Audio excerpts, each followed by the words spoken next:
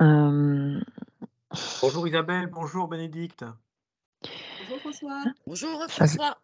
ça fait Bonjour à plaisir Quel de tous. se plaisir, revoir. quel plaisir. Oui, ça fait plaisir de se Bah oui, voir comme à quoi, distance. faut toujours trouver de Alors je bonnes, vois qu'il n'y a de pas que des femmes.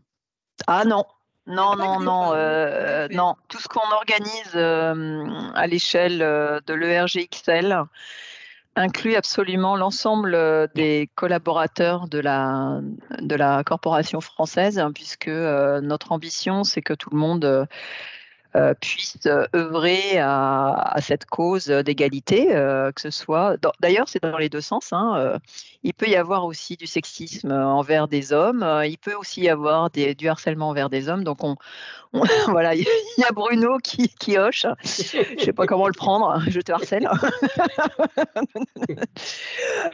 Mais oui, on vise vraiment à être, aussi inclusif, que possible, même si, aujourd'hui, on a une pensée particulière, hein, pour toutes ces femmes qui, dans le monde, n'ont pas la possibilité de pouvoir, défendre leurs droits. Donc, voilà, c'est pour ça aussi qu'on a décidé d'avoir cette journée, qui mette en lumière, plein de choses ce matin. Donc c'était les croyances limitantes, et l'autocensure. Cet après-midi, donc avec vous mesdames, hein, c'est, oser l'entrepreneuriat, avoir votre témoignage, sur votre parcours, pouvoir échanger et permettre à l'audience aussi de vous poser des questions, en fonction de voilà, de leur propre questionnement. Donc on est vraiment ravis de vous avoir, toutes les 2. Vous avez en commun de défendre les couleurs xéroxiennes sur les territoires qui vous sont, confiés. Et ce depuis maintenant, quelques années, beaucoup d'années pour Isabelle, un peu moins pour Béné, mais malgré tout, Béné, tu es une Xéroxienne aussi de longue date. Je vais vous laisser, la parole pour que vous puissiez, vous présenter parce que tout le monde, ne vous connaît pas. Il n'a pas eu l'occasion de travailler avec vous. Encore merci et heu et voilà, donc faisons de cette session une session aussi interactive que possible.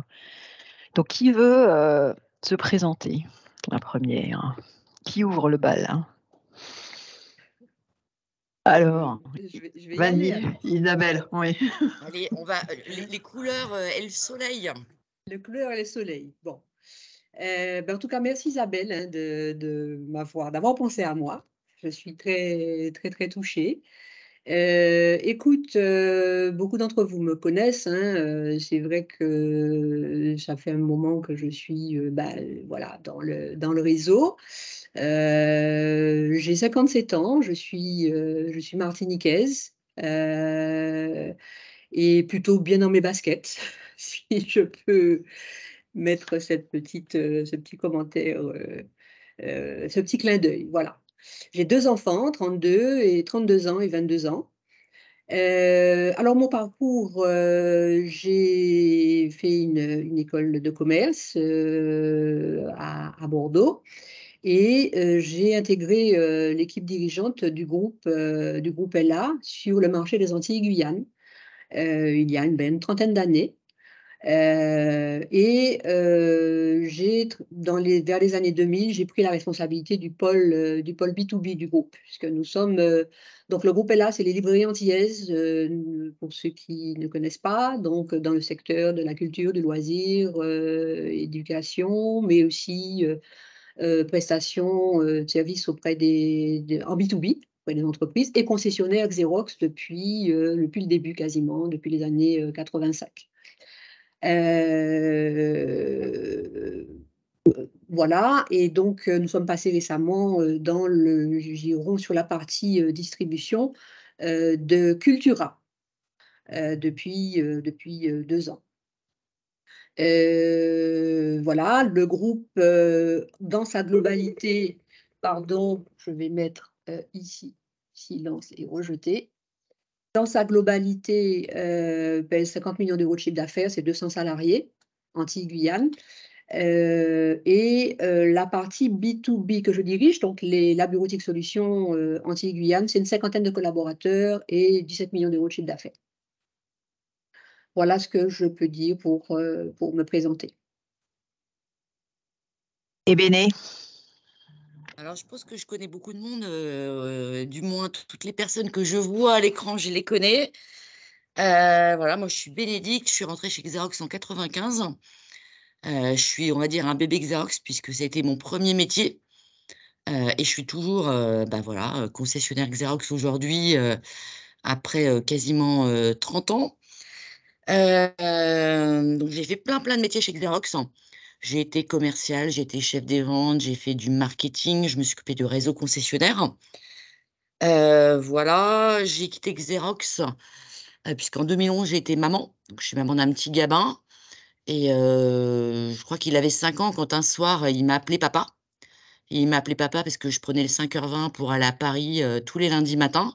Je rentrais le mardi, voire le mercredi et il y a eu un plan social chez Xerox qui m'a fait lever la main, me disant que, proche de la quarantaine, loin de son fils, il fallait aussi gérer des priorités.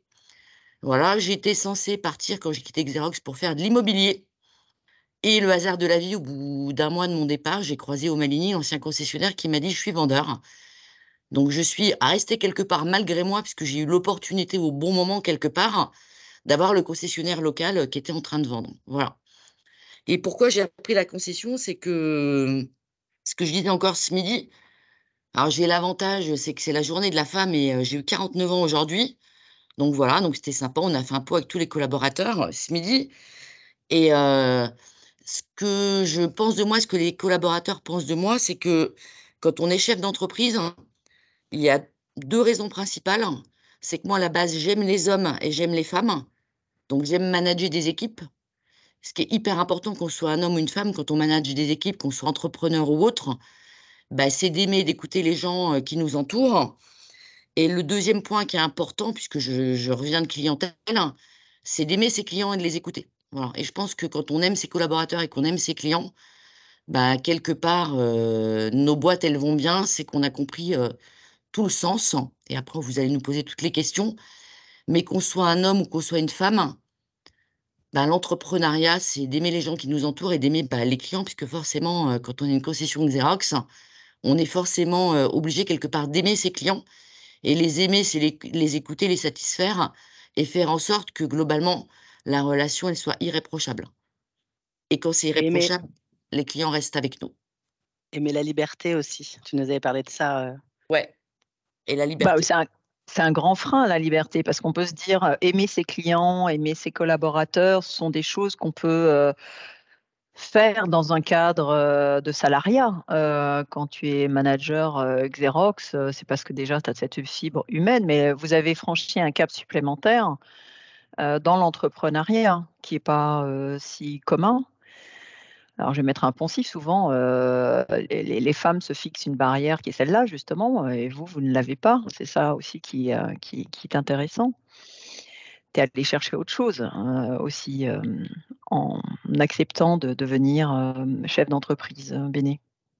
Ou en Alors acceptant, en devenant chef d'entreprise, parce que ça s'est présenté à toi et tu as saisi l'opportunité, ce qui est chouette.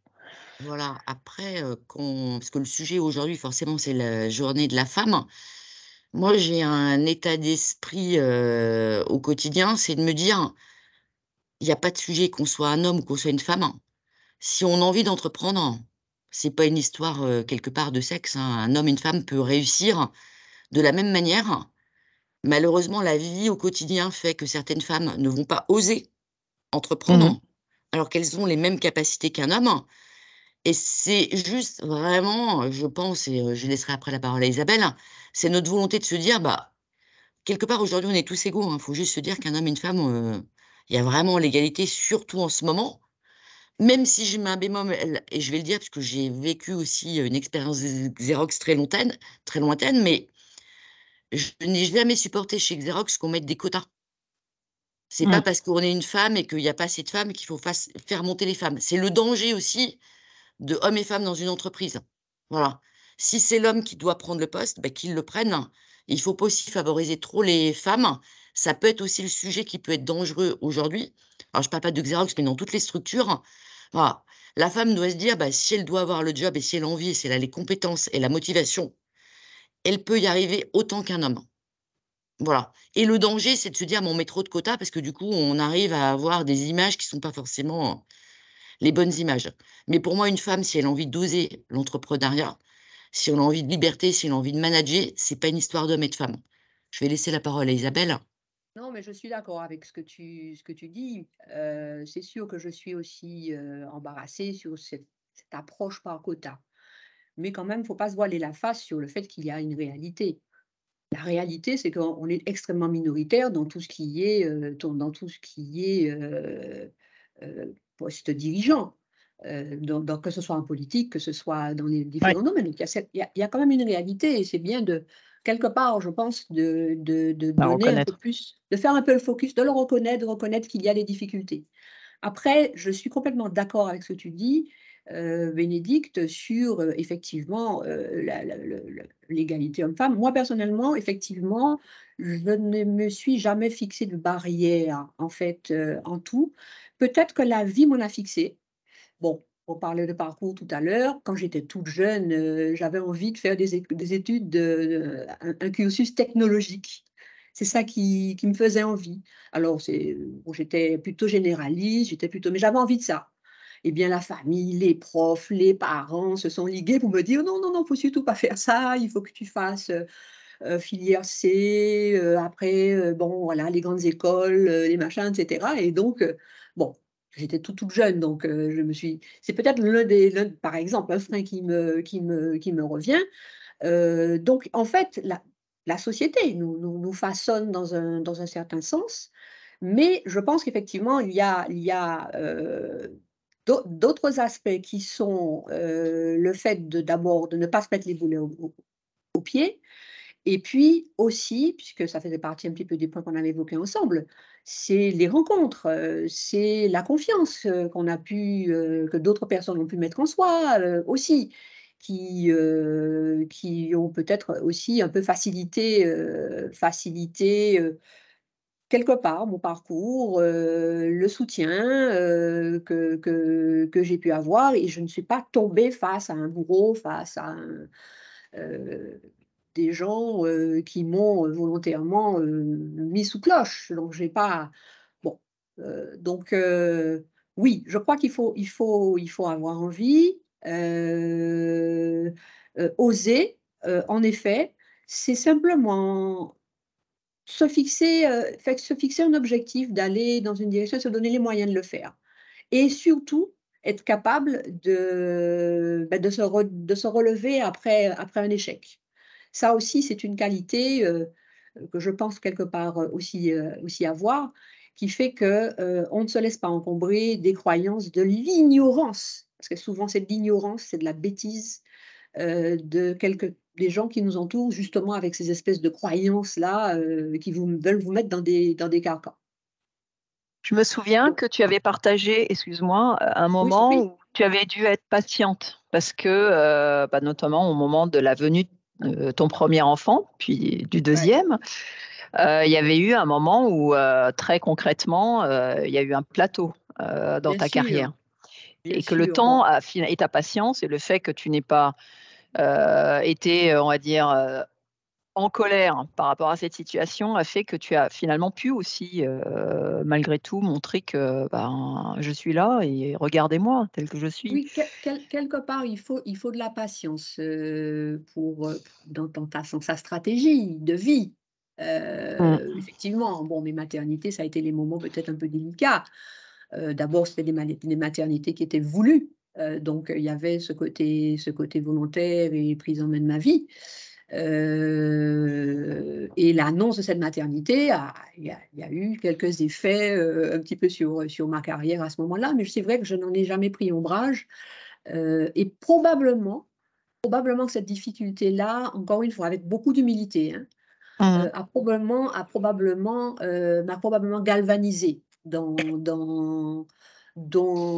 à la fois le fait de bon, voilà, faire mon bébé, etc. Et puis me dire, attends, bon, on va être patient, on s'occupe du bébé, on avance, parce que j'ai bossé jusqu'à très très tard, j'ai pas eu de problème aussi, c'est une chance pendant ma grossesse. Et puis voilà, l'avenir m'a donné raison. L'avenir m'a donné raison. Donc c'est cette résilience aussi, cette capacité de résilience et en même temps de garder le cap. Je dois dire qu'ils m'ont servi. Et je peux rebondir, Isabelle, sur ce que tu disais Bien tout à l'heure. sûr. Moi, je fais partie du CJD. C'est la Chambre des jeunes dirigeants. On est 135 en Loire-Atlantique. On est recruté. Globalement, on a 10 par an. Alors, il fallait avoir moins de 40 ans. Donc, je suis rentrée, j'avais tout juste 40 ans. Et il y a la même problématique. Au CJD, il y a 7% de femmes, chefs d'entreprise. Donc, il disait, il faudrait qu'on trouve plus de femmes. Et moi, j'ai fait partie d'un choix et d'une sélection. Si tu n'as pas de femmes chefs d'entreprise, finalement, tu vas toujours avoir ce quota de 7-8. Mais je rebondis sur le deuxième point. Moi, à l'inverse, le fait d'avoir eu un gamin, j'ai entrepris quand j'ai eu gamin, parce que je me suis dit, finalement, être chef, chef d'entreprise, femme ou homme, c'est quelque part une liberté, c'est aussi un choix qu'on a de se dire, on a plus de facilité qu'un salarié à pouvoir gérer, fonction de nos contraintes, la gestion de notre gamin. Donc moi, Liberté dont tu parles. depuis que j'ai Axe, le mercredi, je vais chercher Gabin globalement à l'école, je déjeune avec lui le midi, ce que je ne pouvais pas faire quand j'étais salariée. Donc, il faut aussi se dire que chef d'entreprise, c'est aussi de la liberté qu'on a. On a beaucoup de contraintes, on a une pression d'enfer, puisque il faut payer les salaires de tout le monde, on a des états d'âme de collaborateurs au quotidien, mais on a aussi d'autres avantages. Voilà. Et la force d'être une femme, quelque part, c'est comme on a dû gérer, à un moment donné, on avait le gamin gérer l'école, les devoirs, la bouffe, les courses, etc. Quand on arrive et qu'on doit gérer une entreprise, c'est peut-être aussi plus facile pour nous, parce qu'au quotidien, on a tout ça à gérer. Voilà. Et je mets un petit aparté. La seule chose que j'ai un petit peu mal vécu chez Xerox à l'époque, quand j'y étais, c'était les réunionites à 18h avec... Il n'y avait pas de Teams à l'époque, mais nous, en tant que femmes, on préfère avoir une réunion entre 12 et 14h, parce qu'entre 12 et 14h, aller au restaurant, des fois, c'est une perte de temps, parce qu'on se dit que le soir, il faut gérer les gamins. Et c'est le seul bémol où certains de mes patrons à une époque, et ils ne sont pas là, François, je ne parle pas de toi, parce que tu étais un de mes derniers, qui nous collaient des réunions de 18h à 21h30 ou des trucs qui... Voilà. Et voilà, et c'était... Voilà, et je me disais, nous, non, c'est quand même bien et c'est sympa de voir les gamins le soir. Donc, si je peux passer un message au papa, parce qu'il y a des papas de famille, c'est aussi à vous d'être à 19h30 ou à 20h certains soirs à vous occuper de vos gamins. Et c'est pas toujours à la femme de le faire. Et c'est quelque chose que j'essaye d'inculquer dans mes équipes aujourd'hui. Tu vois, mon nouvel informaticien, mon responsable technique, il fait de la danse avec sa femme tous les lundis soirs à 18h. Mais on apprend à vivre aussi avec les gens. Et le fait d'être une femme, c'est peut-être plus facile pour nous que de réagir à ce genre de choses. Voilà. Ouais, parce que vous savez ce que c'est que de devoir toujours arbitrer et trouver On a des son truc. questions, je crois. Il y a Julien et Ouais. Thierry qui ont levé la main plusieurs fois. Alors, messieurs, Moi, vous c'était pouvez pas vous une question, débuter. je me suis gouré, en fait, j'ai la polio et c'était pour faire un Pour mettre pouce, j'aime. en vrai. OK. Et Thierry? Pas de souci. Et Thierry, mais il est en mute. Ouais, Thierry est en mute. Alors, Thierry, dans le mute, c'était pareil, c'était pour faire un petit coucou avec la main et j'ai levé la main, mais c'était pour saluer Béné. Ça marche. Tu es ravi d'entendre. Ciao, merci. Alors, on a aussi d'autres questions. Marie, si tu veux en poser une dans la liste que nous avions préparée. Alors, je parlerai de... J'en avais une tout à l'heure. Au niveau des mentors, quelles personnes ont été vos meilleurs alliés ou mentors pendant votre carrière, que ce soit sur le plan professionnel ou personnel? Vos meilleurs conseils ou... Est-ce que vous avez eu des alliés qui vous ont marqué? Je pense que tu en parlais à un moment, Isabelle, quand tu disais que c'est aussi la confiance que l'on reçoit qui fait que Absolument. on va de l'avant. Clairement, d'abord, mes premiers alliés, ça a été, c'est ce que je disais, c'est les rencontres et c'est les gens qui t'entourent. D'abord, c'est mes parents et mon époux c'est vrai, qui m'a soutenue dans ma carrière et dans ma démarche. Quand il fallait effectivement assumer des réunions tard ou des déplacements, des choses comme ça. Donc ça, c'est des choses. Et puis au au niveau professionnellement, notre fondateur, c'est un homme, alors est un homme, parce que maintenant il est à la retraite, mais très charismatique. Voilà, c'est très, très, très basiquement les gens de mon entourage, plus ça qu'autre chose, très appliqué aussi dans les milieux socio-économiques. Mmh. Voilà, pas vraiment de mentor, mais c'était plutôt les soutiens, disons, parce que je pense que être seule, c'est encore plus difficile. Je crois que j'ai été aidée. J'ai eu ma bonne étoile, je crois que j'ai été aidée et j'ai bénéficié de leur confiance. Alors moi, de Et mon toi, côté, Béné? j'ai pas eu de Pardon. mentor, mais j'ai fait le choix, dès que j'ai repris Axe, de me dire, «OK, manager des équipes, tu l'as fait, ça s'est bien passé. Gérer des clients, la relation client, c'est un truc que tu sais faire». Sauf que je savais au fond de moi que j'avais pas eu de formation, d'entrepreneur, de patron de boîte, de comment tu gères ton bilan et cetera, et c'est à ce moment-là où j'ai fait le choix de faire partie du CJD, pour échanger avec des patrons d'entreprise, des gens qui aient un regard extérieur. Puisque moi, j'avais vraiment la contrainte du focus 22 ans de Xerox et je voulais surtout me dire: «Ce que tu as vécu en tant que salarié chez Xerox, tu peux pas le reproduire dans une entreprise puisque les attentes de tes collaborateurs, c'est pas forcément les mêmes. Tu vas avoir d'autres challenges, il faut que tu fasses l'ARH, ce que je ne faisais pas chez Xerox, gérer la partie financière et cetera, et j'ai fait vraiment le choix d'avoir un regard extérieur, voilà, et malheureusement, essentiellement avec des hommes puisque, CJD, c'est 93 d'hommes. Voilà, mais j'ai jamais, jamais, eu de ressenti du fait que j'étais une femme et cetera. Bien au contraire, voilà, et on est quand même dans des marchés, tu me diras, hein, Isabelle, des vendeurs de photocopieurs, que ce soit des commerciaux, des concessionnaires, il y a pas de femmes, hein. Il y a pas Moi, en de plus, femme. j'ai une boîte informatique, il y a encore moins de femmes. Voilà, donc vous verrez là, on lance la semaine prochaine à l'IT Partner, une école informatique dont je suis la présidente, donc j'ai créé un groupement patronal.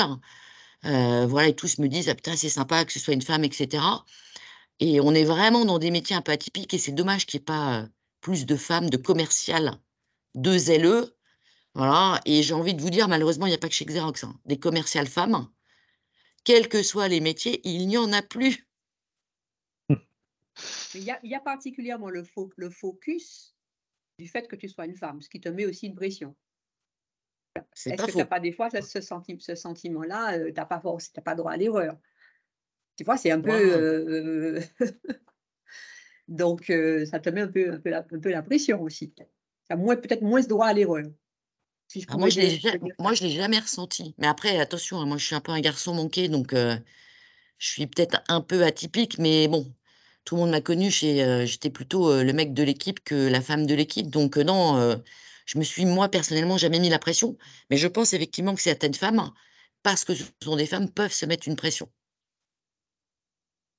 Mais bon, quelque part, franchement, je pense Mmh. que c'est voilà. Si chaque femme se dit qu'elle est capable de faire aussi bien qu'un homme et si elle ose faire comme un homme, Sûr, il y a aucune raison qu'une femme n'y arrive pas, bien sûr, franchement. bien sûr. Question de François ou tu fais coucou aussi? Non, non, c'était pour, si je peux, hein, Oui, y je a veux pas bien de souci. poser la question suivante, à Isabelle et à Béné. C'est savoir aujourd'hui dans vos comités de direction, est-ce que vous avez réussi à trouver un équilibre homme-femme? Ou alors, vous avez, ce déséquilibre que l'on connaît malheureusement dans beaucoup d'entreprises, avec une majeure partie malheureusement d'hommes? Alors nous, au niveau de l'équipe dirigeante du groupe, on a quasiment une parité. Aujourd'hui, on est 2 hommes, 2 femmes.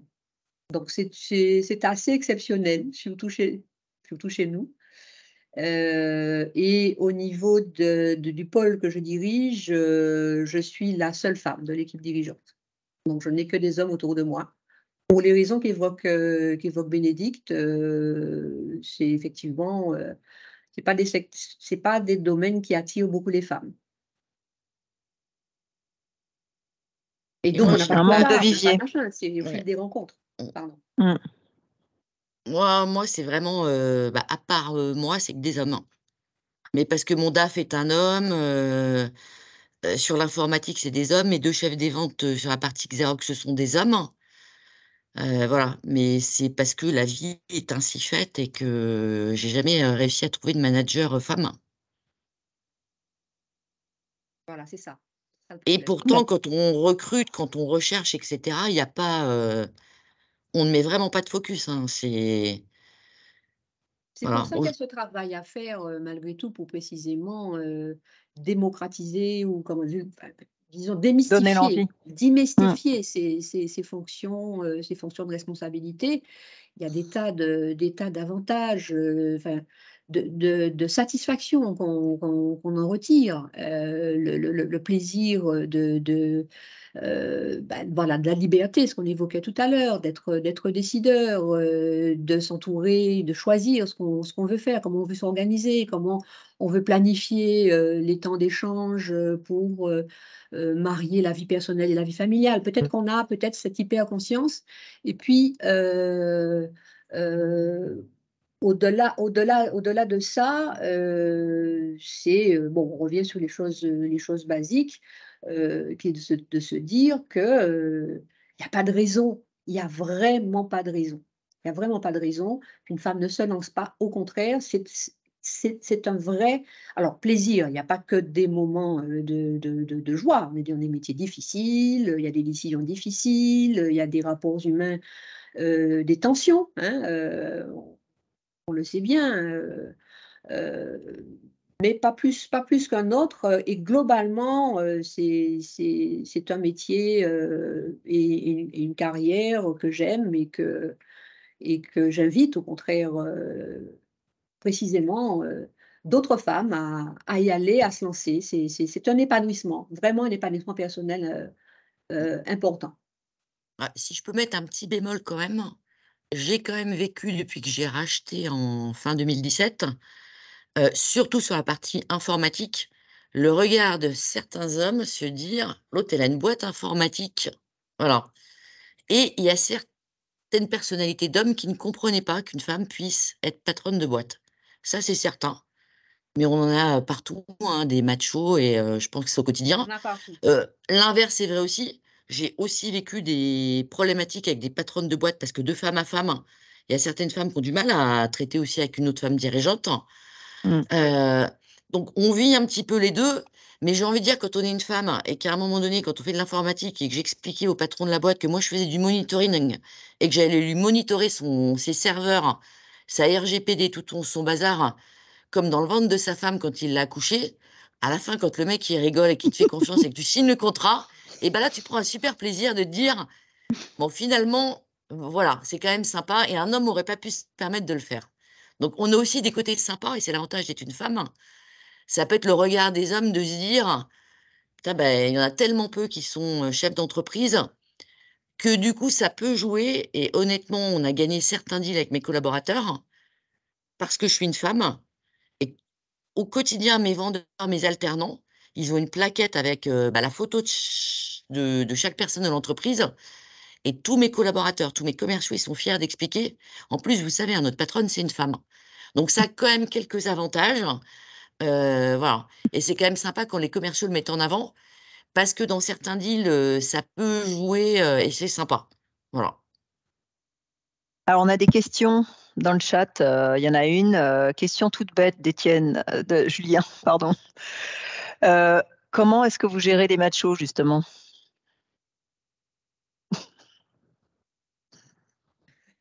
Les machos, on les gère pour ce qu'ils sont. Je la pose, S'ils il sont y a pas compétents. de piège, et je la pose typiquement parce qu'il y en a peut-être dans l'Assemblée qui ont affaire à des comportements machos et qui le gèrent moyen. Et s'il y a des trucs à échanger pour calmer les ardeurs machistes des fois, ça peut être cool. S'ils sont machos et compétents, j'allais dire, on fait avec. Moi, c'est pareil, j'ai pas de frein particulier. Pour moi, j'ai les machos. À partir du moment où ils sont, toxiques, et pas compétents, ils n'ont rien à faire avec moi. C'est là l'avantage d'être à la tête de ton équipe et de ta boîte. Mmh. Ah moi, chez moi, le macho, il a tendance à redescendre un peu sur terre et revenir au même niveau que tout le monde. Parce que j'arrive de temps en temps quand même à lui expliquer que bon, c'est pas le côté macho qui va faire avancer le schmilblick. Voilà, donc on a mis un baby-foot là, on a mis un certain nombre de choses dans l'entreprise. Donc bah, les machos, ils voient aussi que les femmes, on a fait l'autre fois soirée crêpe, les femmes jouent au baby-foot, etc. Et on essaye vraiment d'expliquer aux gens qui sont un petit peu machos que c'est dommage, parce que le côté macho chez un client, ça peut ressortir et que ça peut lui faire défaut. Donc voilà, on essaye de le dire gentiment, mais je suis d'accord avec toi, Isabelle. Si le macho n'est pas toxique, bon, ça va. S'il est toxique, bon. Mais en résumé, on a tous, que ce soit chez Xerox ou dans nos boîtes aujourd'hui, on a toujours 5% de cas, hein, le fonctionnaire de base, celui qui est jamais d'accord, celui qui va se prendre pour le cadre qui est pas cadre, et on aura Le toujours 5 problème, ou 6. le problème, c'est les égos démesurés. Plus que le machisme, hein, le machisme, c'est encore autre chose. Peut-être que c'est les égos démesurés. Au fond, il faut savoir faire avec, gérer c'est des situations qui peuvent être délicates. Et en fait, en général, ça se passe bien. C'est pas, je veux dire, pour moi, c'est pas un sujet. C'est pas un sujet. Et comme, Mais comme dit Bénédicte, je te rejoins complètement. C'est savoir remettre gentiment à sa place. Et puis après, on parle des dossiers, on parle des affaires, on parle des. Voilà, on reste sur le factuel. une Donc pour femme moi, peut c'est pas être un problème. macho aussi, hein, quelque part. On a aussi Ah des ben, bien femmes sûr. qui ont des côtés Bien machos, Ah sûr, oui, il y a hein. des biais, ouais. Ouais. bien sûr. Et Béné, Isabelle, est-ce que vous voyez une évolution avec les jeunes? Parce que moi, je sais, j'ai deux garçons qui sont dans les 18-22 ans. Ils sont certainement beaucoup plus, on va dire, au fait de ce genre de choses que je l'étais à leur âge. Donc, est-ce qu'il y a vraiment une évolution dans la jeune génération? Ah, c'est indéniable. Aujourd'hui, tous les jeunes Indéniable. que tu recrutes, ils vont faire leurs courses, ils font la vaisselle, ils repassent. C'est un truc qu'on n'a jamais vécu. Tout à fait. Et on doit d'ailleurs s'habituer à cette nouvelle génération qui, globalement, va aller faire les courses à 18h. Alors que nous, notre génération, qui est quand même il y a 20 ans, tu as 90% des femmes qui faisaient les courses, qui géraient les gamins. Mais c'est sûr que la nouvelle génération, c'est très équitable entre hommes-femmes, chose que je n'avais jamais vécue. Nous, en tant que patron, on doit changer aussi. Ah oui, oui, c'est sûr. C'est une très Oui, bonne question, c'est un je, phénomène et dans 90% des cas, les jeunes ont changé.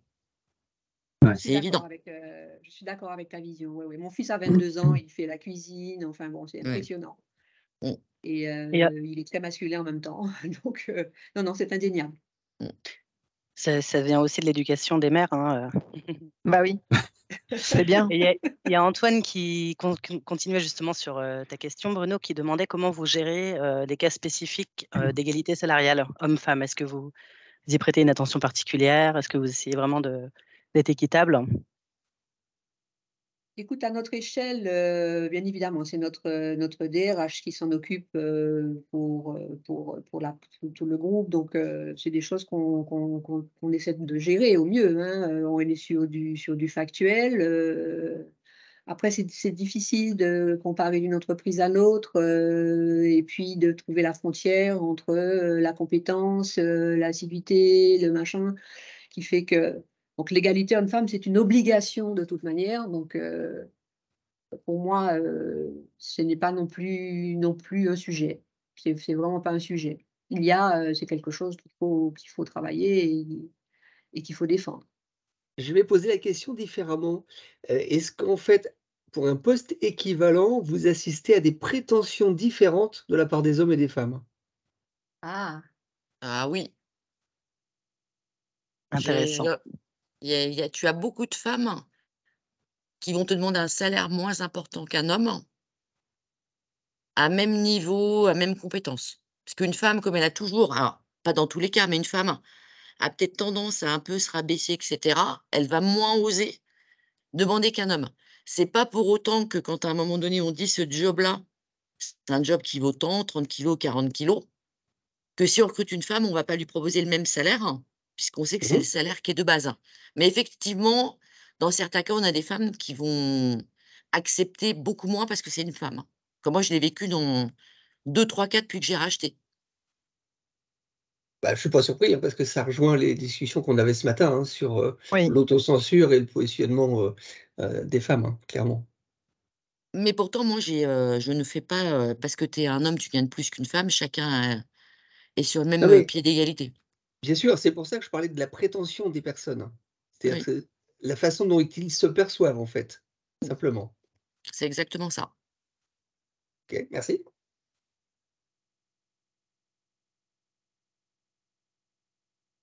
On a une autre question de Brigitte Gandon.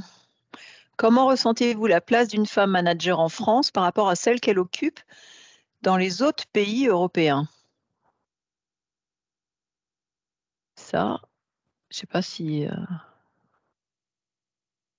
vous avez des expériences ou des échanges avec d'autres, des personnes, des managers qui viennent d'autres pays? Allô, oui, Déjà. oui, bonjour, c'est Brigitte.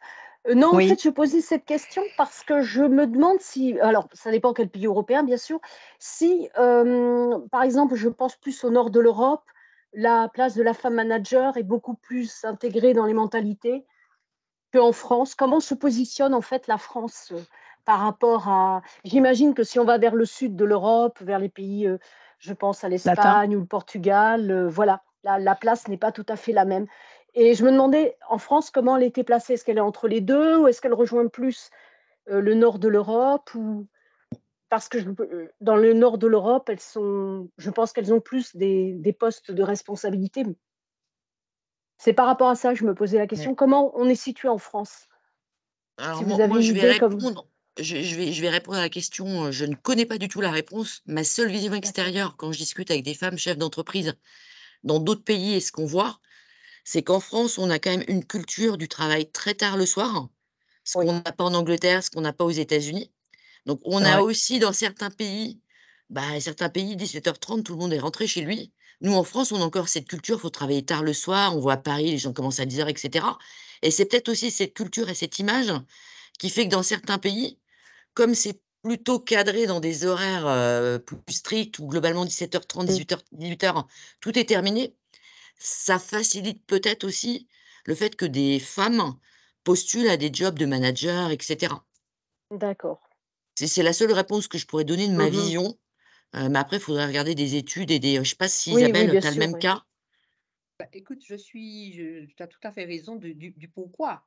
Du pourquoi, en réalité, et comment on se situe par rapport, effectivement, parce que l'Europe, c'est ce que j'allais dire, c'est que c'est très différent, l'Europe du Sud et l'Europe du Nord. Nous, on est encore plus au Sud. Vous imaginez les Antilles? Bon. euh, donc, c'est le pourquoi, c'est qu'effectivement, dans les milieux du business en particulier, c'est le mode de fonctionnement n'est pas propice à l'épanouissement en tout cas, sur les années qui sont passées, les choses ont bougé et je pense qu'il faut toujours garder l'espoir. Mais c'est effectivement le mode de fonctionnement qui fait qu'on est plutôt dans le mode sud, avec une présence moins forte des femmes.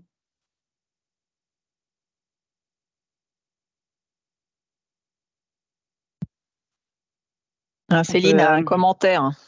Tu peux peut-être en faire part puisque effectivement tu côtoies et tu as vécu Ouais. aussi à l'étranger. Ouais, ouais, ouais. C'est vrai qu'il y a des différences culturelles, hein. Moi, je mentionnais un petit peu la culture du présentéisme, il y a vraiment un écart avec les pays nordiques, même d'ailleurs avec les pays anglo-saxons. D'ailleurs, je pense que je suis pas la seule. Je pense que tous qui travaillons avec les pays européens, on se rend compte que avec les Anglais sont beaucoup plus respectueux des horaires, notamment en fin de journée. Après, il y a aussi des différences, par exemple, où en Allemagne, la place de la femme, quand on parlait de la femme manager, c'est un peu moins bien vu. Parce que la femme, elle doit être plus la maman, c'est un petit peu moins. Voilà, il y a encore des mentalités qui sont différentes. Donc, c'est pas que le nord-sud, mais même d'un pays à l'autre, en fait, il y a pas mal de différences Moi, comme j'ai lu ça, qu'en en fait. Allemagne, souvent les femmes arrêtaient leur carrière C'est ça. après faire des enfants, en fait. Mais parce que c'est très mal, enfin, C'est je trouve ancré. assez mal vu de faire carrière quand tu as des enfants en tant que femme, quoi. Moi, globalement, dans les pays nordiques, il y a une culture de la confiance. La confiance en l'autre, la confiance dans les institutions, la confiance dans beaucoup de choses, qui n'est pas forcément le cas dans la culture latine. Et c'est peut-être ce qui explique le présentéisme dont tu parlais, où globalement, si on voit que quelqu'un est parti à 6 Mm. heures ou 7 heures, on a l'impression qu'il n'en a rien. Donc c'est un petit peu cette culture qui est ancrée chez nous, qui n'existe pas dans les pays nordiques, par exemple. C'est le même principe avec le télétravail, du coup, qui est aussi beaucoup plus facilement accepté là-bas quand il Ça y a a le été confinement par complètement cassé rapport à avec la le France. télétravail, où là, les entreprises ont bien vu la productivité qui était réelle en télétravail.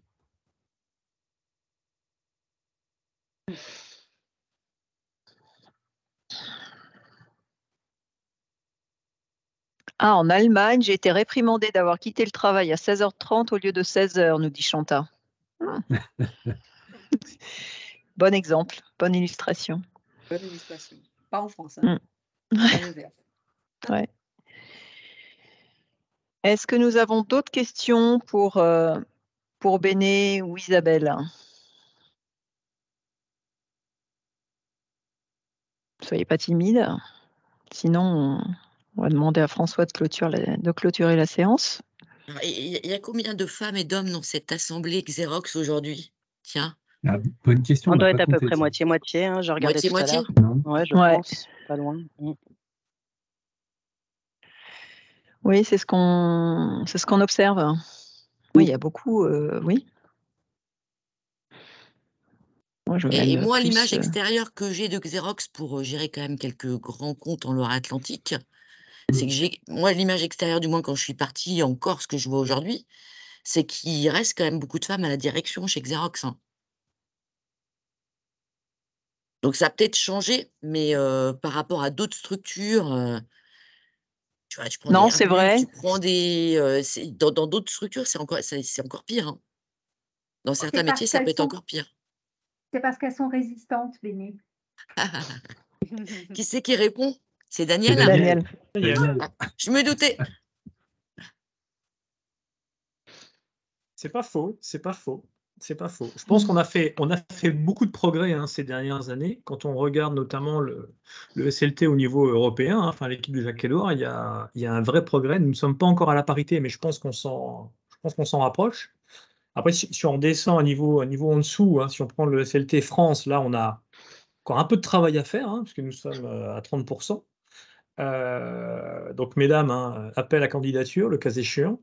Par contre, en revanche, moi, c'est une question que j'aurais, c'est pour vous deux, comment dire, quels sont les conseils que vous pourriez donner à la fois aux femmes salariées Xerox, mais aussi aux hommes, d'accord, de façon à pouvoir encourager et faire en sorte que cet équilibre puisse être plus facile à obtenir. Et quels conseils vous me donneriez à moi, pour effectivement faire en sorte que ce mouvement puisse s'effectuer encore plus rapidement? N'hésitez pas, c'est enregistré, mais c'est pas très grave, j'assume parfaitement. Non, j'allais dire oser et faire confiance. C'est oser et faire confiance et c'est affranchir toutes sortes de préjugés et de barrières. Donc en fait, la confiance, c'est quelque chose qui est fondamental. En tout cas, moi, c'est mon credo et c'est mon moteur. Ça a été vraiment mon carburant. D'ailleurs, on m'a fait confiance. Et c'est vrai que ma manière de fonctionner fait que je sais faire confiance. En tout cas, je prétends savoir le faire. Et après, je n'ai pas de conseils particuliers à donner. C'est un petit peu ce qui me venait un peu à chaud. On est toujours confronté quand on est à tête d'une entreprise au pragmatisme, simplement de la développer, faire qu'elle soit pérenne, etc. Donc on n'a pas beaucoup de temps sur des sujets un peu politiques, malheureusement. Et ce pragmatisme-là fait que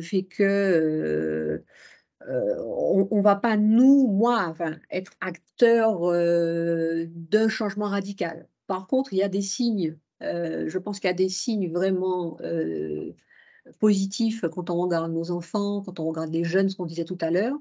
Et c'est en ça que ça me rassure. Donc, l'idée, c'est de se dire, je déborde un peu par rapport à ta question, c'est ma plus grande fierté, c'est l'admiration de mes enfants par rapport à ce que je fais, par rapport à ce que je fais. Voilà, ça c'est ça en fait, essayer de par soi-même de réussir ce qu'on fait. Mais ce côté pragmatique là va faire que on passe pas suffisamment de temps à se dire, bon tiens, qu'est-ce qu'il faut qu'on privilégie, comment on fait pour faire bouger les choses, comment on fait pour traiter la souffrance, etc., etc. Voilà, ce que j'ai envie de te répondre, François. Alors, pour ma part, je rebondis sur ce que tu as dit, Isabelle. Et c'est ce que j'ai dit en préambule. Une femme, elle doit pouvoir oser autant qu'un homme. Pour moi, il n'y a aucune différence. On est capable de faire la même chose. Le seul bémol, François, pour avoir managé moi aussi des hommes chez Xerox et des femmes, et encore au quotidien dans mon entreprise aujourd'hui, c'est que dans 80% des cas, le mec, il va dire, bah, moi, je veux évoluer, je veux ça, mon salaire, mon truc, il va être très carré. Comme de base, une femme va moins oser, à un moment donné, tu vas faire un entretien individuel et tu vas avoir en face de toi une personne qui pourrait être manager, qui a les capacités de l'être, mais qui va pas oser dire, bah, finalement, ce poste-là, c'est peut-être un truc que je voudrais faire. Donc, si je peux te donner un conseil, puisque tu dis quel est le conseil, est-ce qu'il n'y a pas un truc de boîte à outils, d'évolution ou autre, de se dire, bah, toutes les personnes qui n'osent pas, qui se posent la question de se dire, est-ce que je pourrais manager? Parce qu'il y en a aussi qui ont certainement des doutes, en se disant, bah, j'ose le faire, est-ce que je suis capable de le faire, tu vois? Et que la femme va plus avoir de doutes qu'un homme. Donc c'est peut-être une boîte à idées ou autre, où les gens qui se posent la question puissent peut-être avoir une formation d'1 ou 2 journées ou être testés par des coachs qui seraient dans une entreprise extérieure pour voir si elles auraient les capacités de le faire. Parce que peut-être que toi, François, tu l'as pas vu, peut-être qu'elles, elles le savent même pas, mais qu'en même temps, si on leur propose de se dire: «Bah, tiens, j'ai des doutes, peut-être que je pourrais le faire et que j'ai envie de me tester». Je rebondis sur ce que disait Daniel Close tout à l'heure, c'est qu'une femme, elle est dure, elle va se battre et cetera, même elle va pas forcément, et je pense qu'il y a peut-être quelques talents qui, parce qu'ils osent pas et parce qu'on va pas les voir de l'extérieur, on pourrait les sortir, en fait, les femmes, et ça peut être valable aussi pour un homme qui est timide, hein, quelque part, hein. Bien Mais sûr. on pourrait sortir des bons talents qui, bah, ne savent pas comment oser dire les choses et qui le savent peut-être même pas à l'heure où on se parle aujourd'hui. Et que des gens de l'extérieur peuvent peut-être aider parce que toi, dans ton regard, tu vas pas le voir et personne va le voir parce que c'est enfoui au fond d'eux. Voilà. Ça, si je peux me permettre, ça fait écho avec, l'envie qu'on a de proposer des formations justement pour, lutter contre l'autocensure, hein, notre voix intérieure limitante. Ça fait vraiment écho à ça et je pense que tu as tout à fait raison, Bénédicte. Alors je Trouver, déteste un le ac mot autocensure. Tu vois, je suis allée voir la définition tout à l'heure ouais, sur mais pour Wikipédia parce que et moi, c'est que toi, quand on parle d'homme-femme, l'autocensure, pour moi, c'est quelque chose où, ça fait peur. C'est pour ça que j'ai pas parlé bah, d'autocensure ouais, et que mais ça me pourtant c'est une réalité, hein, c'est une réalité. Moi je me souviens que ce qui m'a donné l'élan, c'est d'avoir un jour quelqu'un qui m'a dit: «Mais si tu es capable, vas-y». C'est pas qu'un Parce que je phénomène féminin, hein, l'autocensure, hein, ça non, arrive à tout le non, monde. non, oui, oui, exactement. Non, non, ça touche tout le monde, mmh, clairement. mmh. Ça Oui, touche oui. tout le monde, hein. Donc là, ça rejoint, totalement ce que tu viens de dire, mais ce que vient de dire aussi Isabelle, la question de la confiance, le regard posé sur soi, un regard extérieur qui peut-être, nous pousse à nous dire: «Et pourquoi pas, après tout, si j'osais? Quel est le risque?» Et ce qui fait un peu la Et puis tu différence peux avec mmh, vous et deux, tu peux avoir le Béné phénomène et tu peux avoir le phénomène inverse que j'ai vécu. Quelqu'un que d'extérieur tu trouves, plutôt bon manager et cetera, qui est tellement en stress et cetera, où tu vas pas t'en rendre compte, Mmh. et tu as des fois des phénomènes aussi inverses où il serait mieux un job où il a Mmh mh. plus de management et cetera, et que tu en retirerais voilà. Oui, oui, tout à On fait. peut l'avoir dans les 2 sens, hein. Oui, oui, mais l'important, Tout à c'est de fait. trouver sa place quand même. Exactement. Ouais. ouais, je crois que Bénédicte et Isabelle, elles ont pas trop de croyances limitantes et c'est justement ça qui non, mais c'est vrai, hein, parce qu'on en a parlé l'autre jour aussi et vous Ouais. mettez pas de barrière en fait, vous êtes, «sûrs de vous» entre guillemets et puis voilà, vous y allez à fond dans ce que vous croyez et voilà, c'est plus facile, d'où l'intérêt de bouger ces barrières limitantes, enfin ces croyances limitantes et tout ce qui nous empêche, d'avancer et de faire ce qu'on voudrait vraiment faire, quoi, hein.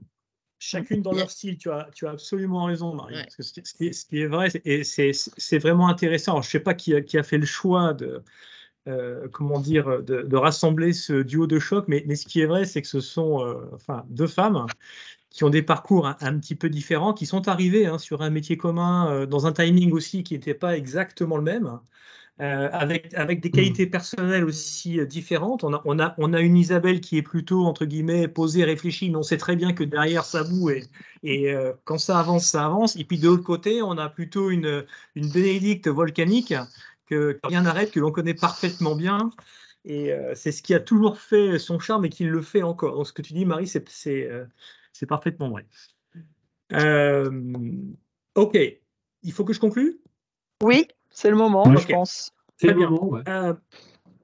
Alors écoutez, il me reste 8 minutes. Je ne sais pas si je vais utiliser les 8 minutes, mais ce que je voulais tout d'abord vous dire, Isabelle et Bénédicte, tout d'abord, je suis personnellement extrêmement fier de vous avoir accueillis dans cette session-là, pour différentes raisons, au-delà du fait que l'on se connaisse, au-delà du fait que vous soyez des femmes, mais vous êtes surtout des partenaires de longue date. Vous êtes des partenaires de longue date qui avaient su et qui démontraient encore votre attachement à la marque, à l'entreprise. Alors c'est vrai que c'est beaucoup plus proche pour Bénédicte que pour Isabelle, mais chacune dans votre style et chacune avec votre cheminement. Je pense que vous êtes en train de continuer à développer votre business et vous le faites merveilleusement bien. Donc c'est vrai qu'avoir deux femmes chefs d'entreprise successful, c'est évidemment pour nous, comment dire, une très très belle image. Et vous savez ô combien je suis attaché à ce réseau, donc ça me fait évidemment personnellement encore plus plaisir. Ça, c'était la première chose. La deuxième chose, et merci aussi pour la transparence, les idées et les remarques que vous avez partagées, parce que pour moi, elles sont extrêmement pertinentes. Et mon souhait, c'est qu'évidemment, même si le chemin est encore extrêmement long, vous l'avez évoqué, et c'est vrai qu'on le constate, même si chacune dans dans vos entreprises, pour vous, il n'y a pas de sujet homme-femme, c'est-à-dire que pour vous, vous ne faites pas de différence. Je pense qu'aujourd'hui, au sein de l'entreprise, de la même façon, on ne fait pas de différence. Maintenant, la réalité est telle que malheureusement, on se rend compte que l'équilibre, ce qu'on appelle le gender balance, on n'y est pas. Ou en tout cas, même si effectivement on y aspire, le chemin va être encore très très long. Maintenant, la partie espoir que je voudrais effectivement souligner, c'est ce que vous évoquiez. Oui, il faut effectivement que tout un chacune ose, essaye, se révèle, se manifeste. Il faut aussi que un manager, quel qu'il soit, et je me mets évidemment dans ces rangs-là, puisse être entre guillemets alerté et soit, comment dire, vigilant à ne pas passer effectivement à côté d'un talent, surtout si celui-ci est féminin. Et tout à l'heure, Bénédicte, tu parlais de boîte à outils, tu parlais voilà, essayer de regarder ce qui était possible de faire et quelles étaient les idées à mettre en œuvre. Ce que je peux vous dire ce que nous avons fait aujourd'hui, et le simple fait d'échanger avec vous et d'avoir ces 50 personnes présentes aujourd'hui, dont la moitié de femmes, j'espère que ça va effectivement les inspirer. J'en suis intimement convaincu parce que vous avez dit les choses de manière extrêmement simple, extrêmement pragmatique, de façon aussi extrêmement accessible. Donc je pense que c'est aussi au travers de ces sessions-là que nous allons susciter des vocations.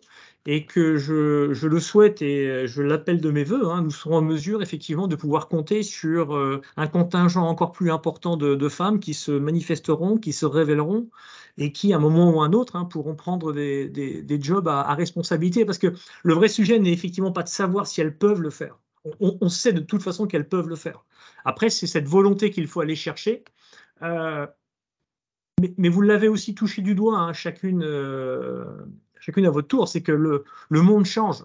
C'est vrai que les méthodes de travail changent. C'est vrai qu'à une époque, on demandait effectivement à des collaborateurs d'être présents tôt le matin, tard le soir. Je suis passé par là. Ce que je peux vous dire, c'est que les 3 années qui viennent de s'écouler ont complètement fait voler en éclats ce concept qui existe depuis des décennies et des décennies. Et c'est peut-être une chance que nous avons, Alors vous, en tant qu'entrepreneur, et puis nous, en tant qu'entreprise, virgule, citoyenne, virgule, de redonner un petit peu de liberté, de redonner un petit peu de champ à ces collaboratrices qui pensent qu'à un moment ou à un autre, elles sont coincées dans un système qui en fait n'existe plus, ou en tout cas qui malheureusement, non, heureusement, n'a plus droit au chapitre. Si on veut vraiment transformer l'entreprise comme nous sommes en train de faire et faire en sorte que nous soyons, d'un point de vue RSE, une société attractive et qui continue effectivement à attirer les talents et puis faire en sorte que demain, les personnes qui dirigent cette entreprise soient des personnes qui font appel effectivement aux deux sexes de manière équilibrée. Voilà, donc encore une fois, merci pour votre participation. Moi, j'ai trouvé ça, enfin, ça a été pour moi en tout cas un vrai plaisir. Et puis, merci aussi par rapport à l'ouverture et à l'espoir que vous avez partagé, parce que je pense qu'il y en a. Mais c'est un travail sans relâche que l'on essaie de mener au sein de Xerox et vous y participez. Donc, encore une fois, j'en suis ravi et merci. Et François, petit truc, on dit toujours qu'on materne ses enfants.